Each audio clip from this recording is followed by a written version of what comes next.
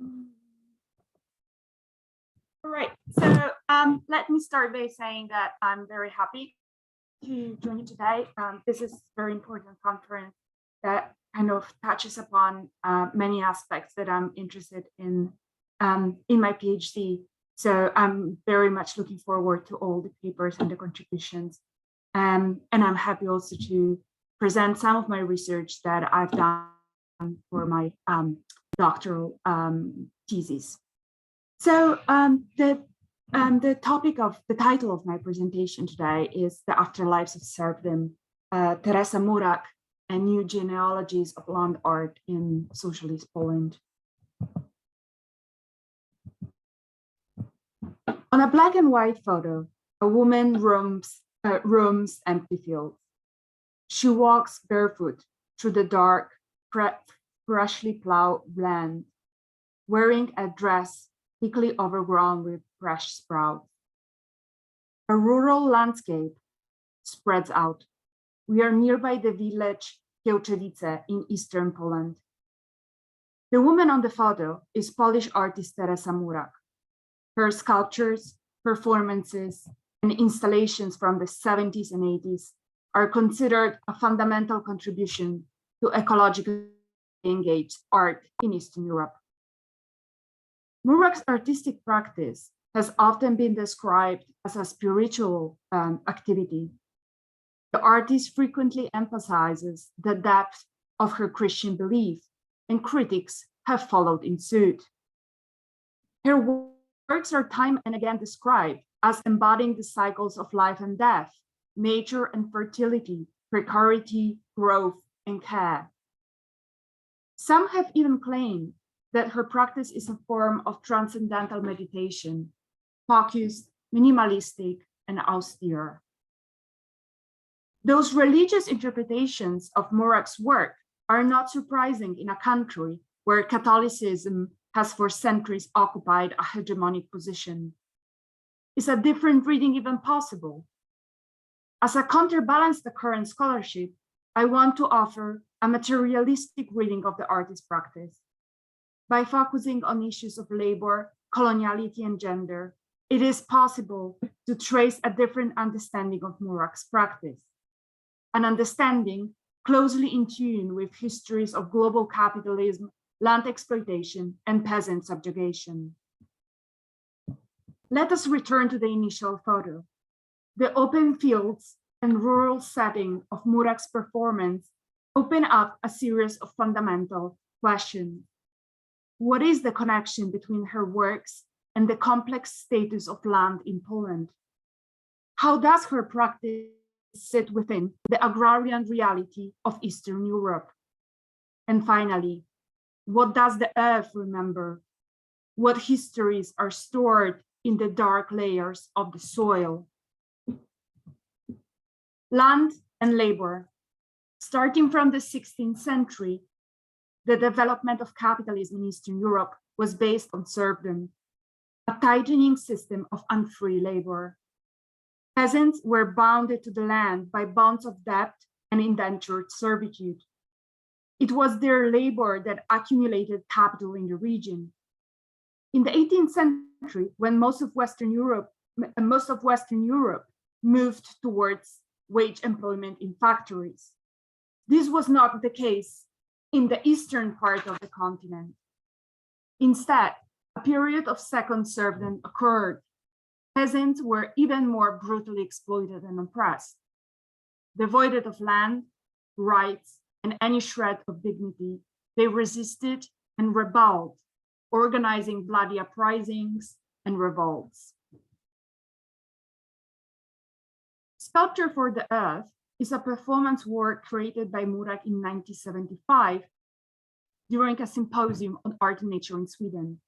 She spent a month there digging a large pit in the ground as deep as the artist's height. She then used the excavated soil to form a small mound next to the pit. This is an enigmatic piece, a gaping hole in the earth, perhaps a burial site, or a crater following the explosion of a bomb. At that time, Murak was interested in cosmology and planetary balance. But what about the labor it took to create it?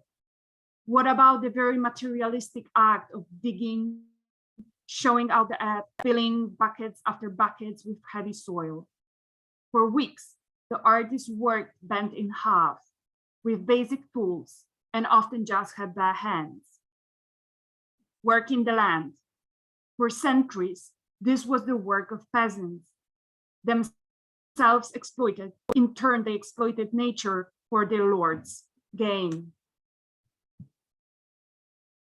In recent years, peasant history has gained large attention in Polish humanities. Several much discussed publications have cast light on Poland's rural past and identity. For centuries, the country was an agrarian province in the world system of global capitalism. It was a source of cheap labor and raw resources. Starting from the offset of modernity, the Polish nation was not a nation of nobles, merchants, or clerks. It was predominantly a nation of peasants, bound to the earth and their lord. As subalterns, they were deemed inferior and primitive, and could be killed or sold at any moment. Indeed, they were what George Agamben calls bare life. It was only their biological and physical existence, production and reproduction that mattered. This subaltern term in recent Polish history is a vital reckoning with the country's past and identity. It also affects our understanding of gender histories in the area. A history of Polish peasant women in early modern and modern times still needs to be written. So far, we know very little. Most of their archives remain stubbornly silent. But we do know that they were at the very bottom of the social system. They were doubtfully exploited, both as skilled workers and as women. Their labor was invisible and undervalued. They were often victims of sexual violence from both their husbands and their landowners. At the very foundation of the manorial patriarchal regime in Poland was the myth of the inherent, inevitable, and obvious subordination of women. This history of peasant female subjugation is central to Murak's practice. Among her most well-known works is a series of performances and installations called The Rags of the Visitation Sister. In the end of the 80s, the artist would often visit a female cloister in the center of Warsaw. During one of her visits, she happened upon several old, discarded rugs kept in one of the cellars. Woven with hemstring, they were fragile, yet incredibly durable. Murak used them in several performances where she scrubbed clean the floors of galleries, museums, and art spaces. On the photographs, we see her figure kneeling down on the wet floor, cleaning the dirty surfaces with sweeping motions. The performances are a painful reminder of the continuous subjugation of women in Eastern Europe. Their labor and bodies were, and still are, the raw materials that fuel global capitalism. I'm interested in the material and materialistic aspect of Murak's practice and how they connect to broader histories of class subjugation. Historian Peter Colhin claims that serfdom in Eastern Europe was similar to American plantation slavery. Both were forms of brutal and free labor.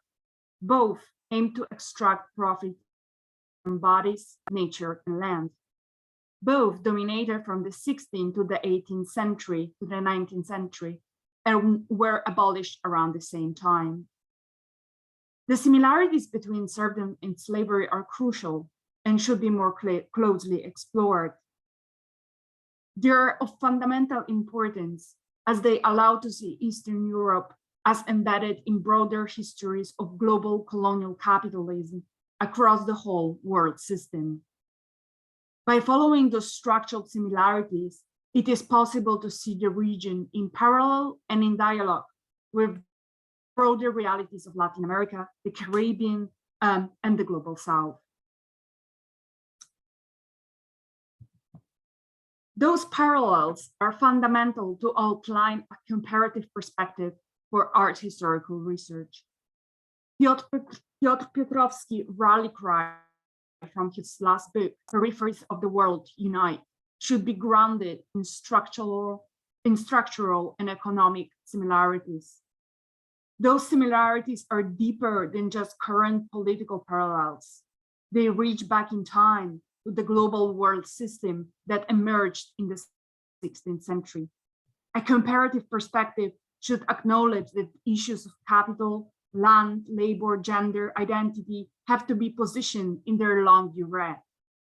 This is very rarely the case, as most attempts to globalize art history from Eastern Europe focus on more contingent similarities between the history of the region and the rest of the world in the 20th century. A different perspective and methodology is necessary, one more grounded in global histories of modernity and coloniality. So, how to think about Murak's practice in a global perspective? Her works closely echo those of Cuban-American artist Ana Mendieta. Mendieta's practice was a form of reckoning with histories of slavery, exile, and violence in the Caribbean. Her performances and photos were a reflection on the role nature, land, and ecosystems have played in shaping the subject across the Black Atlantic. The artist's actions responded to colonial modernity, its patterns, foundational structures, and necropolitical aims. In the works of both Murak and Mendieta, nature reveals itself as shaped by colonial modernity, plantation production, and extractivist policies. The earth always remembers. I want to finish with one last word by Murak. In 1987, the artist spent several weeks in the marshes around the village Lillehammer in Norway. On the photos, we can see her working on a new organic sculpture. Sitting among the wetlands, Murak slowly kneads bread, sourdough, and soil. Soon, the mixture began to grow, expanding every day. The work required constant care. The artist needed to regularly add fresh water and keep the mass warm by tending to a small fire. Murak's performance was both about survival and resilience.